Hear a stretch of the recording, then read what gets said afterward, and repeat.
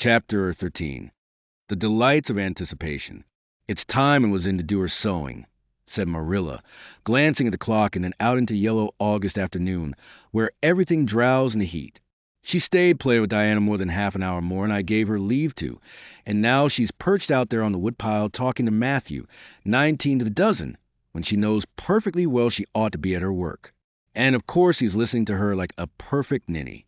I never saw such an infatuated man. The more she talks and the odder the things she says, the more he's delighted evidently. And Shirley, you come right in here this minute. Do you hear me?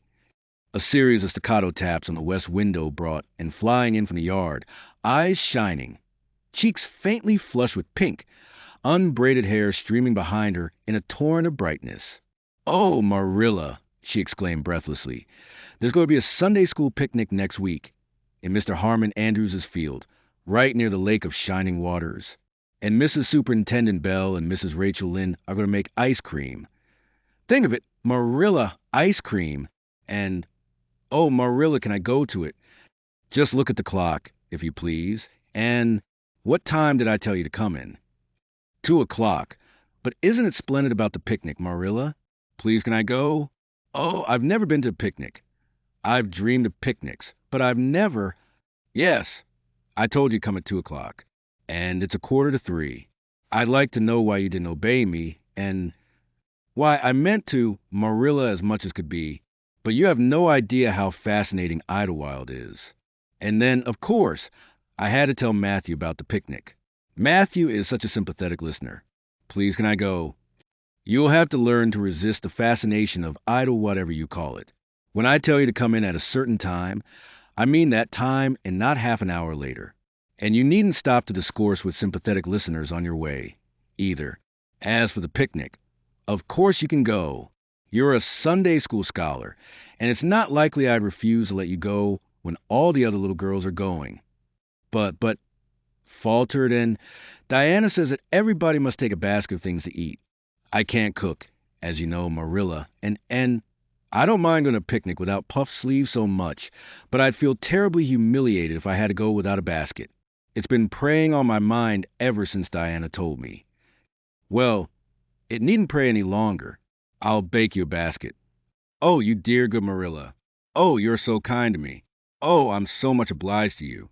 Getting through with her ohs, and cast herself into Marilla's arms and rapturously kissed her sallow cheek. It was the first time in her whole life that childish lips had voluntarily touched Marilla's face. Again, that sudden sensation of startling sweetness thrilled her. She was secretly vastly pleased at Anne's impulsive caress, which was probably the reason why she said brusquely, There, never mind your kissing nonsense. I'd sooner see you doing strictly as you're told. As for cooking, I mean to begin giving you lessons in that some of these days. But you're so feather-brained, and I've been waiting to see if you'd sober down a little and learn to be steady before I begin. You've got to keep your wits about you in cooking, and not stop in the middle of things to let your thoughts rove all over creation. Now, get out your patchwork and have your square done before tea time. I do not like patchwork, said Anne dolefully, hunting out her work basket and sitting down before a little heap of red and white diamonds with a sigh. I think some kind of sewing would be nice, but there's no scope for imagination in patchwork. It's just one little seam after another, and you never seem to be getting anywhere. But of course I'd rather be in of Green Gables sewing patchwork than, and of any other place with nothing to do but play. I wish time went as quick sewing patches as it does when I'm playing with Diana. Though, oh, we do have such elegant times, Marilla. I have to furnish most of the imagination, but I'm well able to do that. Diana is simply perfect in every other way. You know that little piece of land across the brook that runs up between our farm and Mr. Barry's. It belongs to Mr. William Bell, and right in the corner there is a little ring of white birch trees. The most romantic spot, Marilla. Diana and I have our playhouse there. We call it Idlewild. Isn't that a poetical name?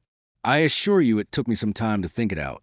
I stayed awake nearly a whole night before I invented it.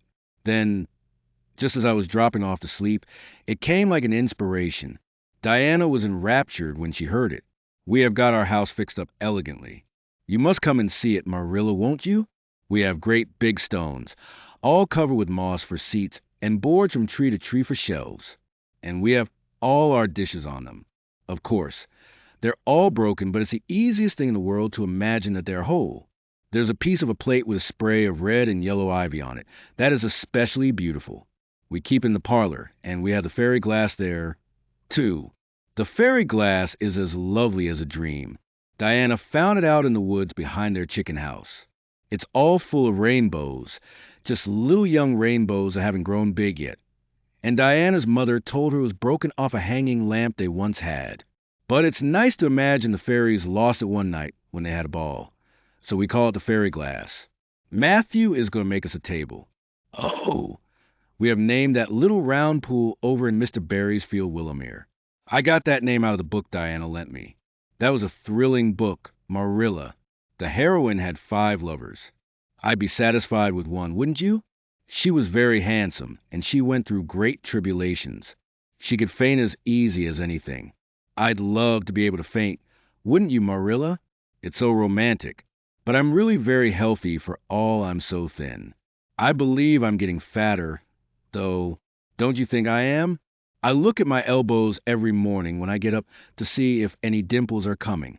Diana is having a new dress made with elbow sleeves. She is going to wear it to the picnic. Oh, I do hope it will be fine next Wednesday. I don't feel that I can endure the disappointment if anything happened to prevent me from getting to the picnic. I suppose I'd live through it, but I'm certain it would be a lifelong sorrow. It wouldn't matter if I got to 100 picnics in after years. They wouldn't make up for missing this one. They're going to have boats on the lake of shining waters. And ice cream. As I told you, I have never tasted ice cream. Diana tried to explain what it was like, but I guess ice cream is one of those things that are beyond imagination. And you have talked even on for 10 minutes by the clock, said Marilla. Now, just for curiosity's sake, see if you can hold your tongue for the same length of time. And held her tongue as desired. But for the rest of the week she talked picnic, and thought picnic and dreamed picnic. On Saturday it rained, and she worked herself up into such a frantic state, lest it should keep on raining, until, and over Wednesday, that Marilla made her sew an extra patchwork square by way of steadying her nerves. On Sunday, and confided to Marilla on the way home from church, that she grew actually cold all over with excitement when the minister announced a picnic from the pulpit. Such a thrill as went up and down my back. Marilla, I don't think I'd ever really believed until then that there was honestly going to be a picnic. I couldn't help fearing I'd only imagined it. But when a minister says a thing in the pulpit, you just have to believe it. You set your heart too much on things, and, said Marilla with a sigh, I'm afraid there'll be a great many disappointments in store for you through life. Oh, Marilla, looking forward to things is half the pleasure of them, exclaimed Anne. You mayn't get the things themselves, but nothing can prevent you from having the fun of looking forward to them. Mrs. Lynde says, Blessed are they who expect nothing, for they shall not be disappointed. But I think it would be worse to expect nothing than to be disappointed. Marilla wore her amethyst brooch to church that day as usual. Marilla always wore her amethyst brooch to church.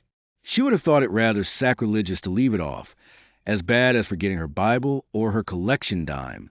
That amethyst brooch was Marilla's most treasured possession. A seafaring uncle had given it to her mother, who in turn had bequeathed it to Marilla. It was an old-fashioned oval, containing a braid of her mother's hair, surrounded by a border of very fine amethysts. Marilla knew too little about precious stones to realize how fine the amethysts actually were, but she thought them very beautiful, and was always pleasantly conscious of their violet shimmer at her throat, above her good brown satin dress, even although she could not see it, and had been smitten with delighted admiration when she first saw that brooch. Oh, Marilla, it's a perfectly elegant brooch. I don't know how you can pay attention to the sermon or the prayers when you have it on. I couldn't, I know. I think amethysts are just sweet. They are what I used to think diamonds were like. Long ago, before I had ever seen a diamond, I read about them and I tried to imagine what they would be like. I thought they would be lovely glimmering purple stones. When I saw a real diamond in a lady's ring one day, I was so disappointed I cried. Of course, it was very lovely, but it wasn't my idea of a diamond. Will you let me hold the brooch for 1 minute, Marilla? Do you think amethysts can be the souls of good violets?